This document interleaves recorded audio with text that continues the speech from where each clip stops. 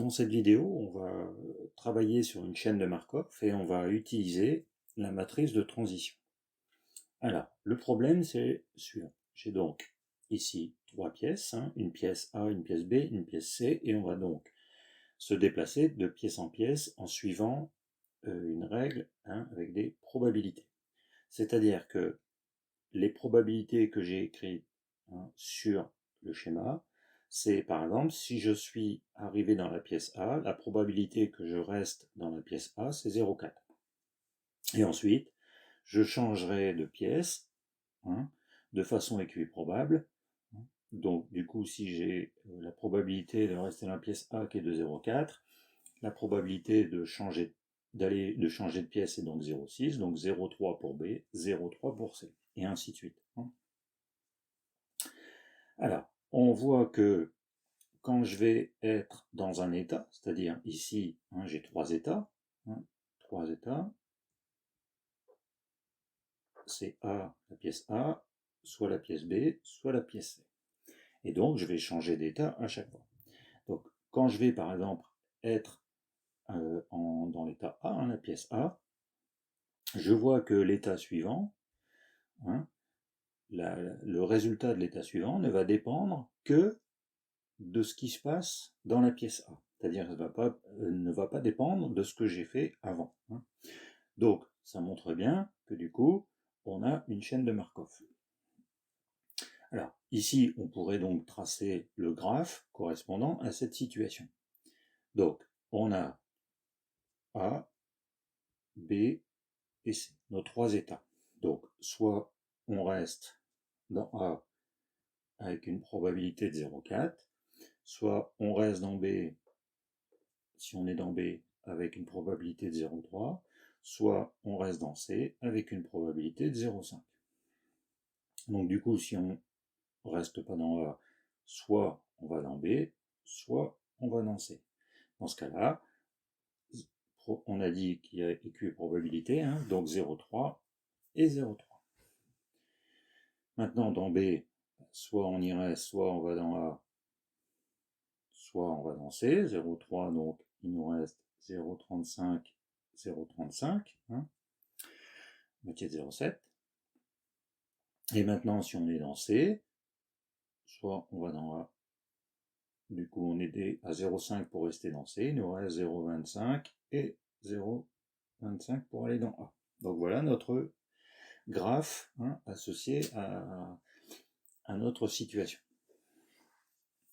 Alors, du coup, on va pouvoir écrire une matrice de transition, pardon. Donc la matrice de transition, donc ici j'ai trois états, donc je vais avoir une matrice 3, 3. Donc, elle va s'écrire les coefficients. Donc ici, on a l'état dans lequel on est et l'état dans lequel on va se rendre au rang suivant. Donc si on est dans A, on a la probabilité de 0,4 de rester dans A. On a dit 0,3 pour aller dans B et 0,3 pour aller dans C.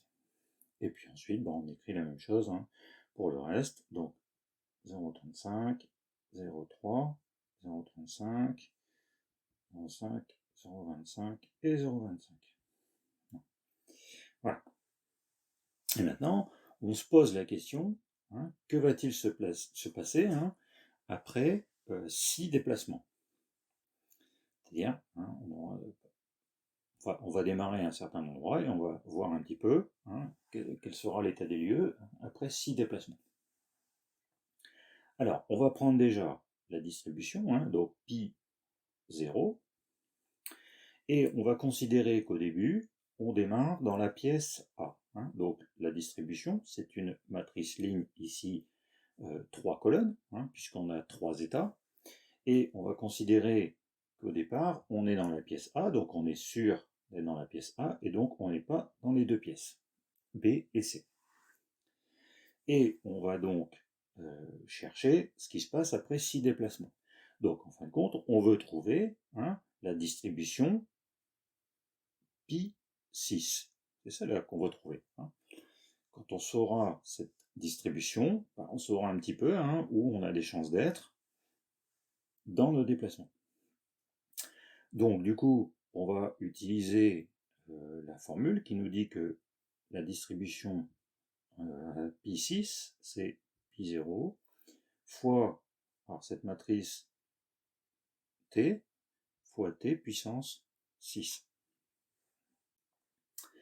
Et si on calcule, hein, on obtient, avec des arrondis,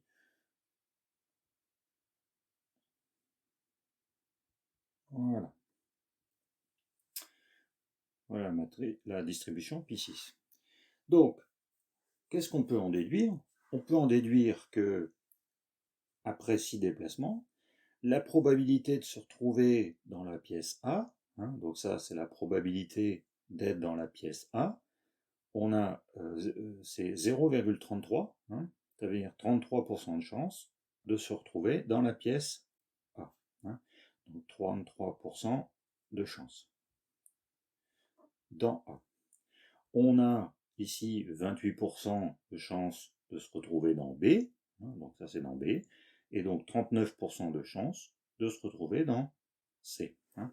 Donc voilà comment on peut déterminer ce qu'il va se passer à un rang supérieur, hein, sans pour autant construire un arbre, hein, puisqu'ici on pourrait construire un arbre, hein, je suis dans la pièce A, j'ai le choix entre A, B et C, et ainsi de suite. Et là, maintenant, j'arrive avec la distribution et la matrice de transition à me donner, hein, la situation après mes 6 déplacements.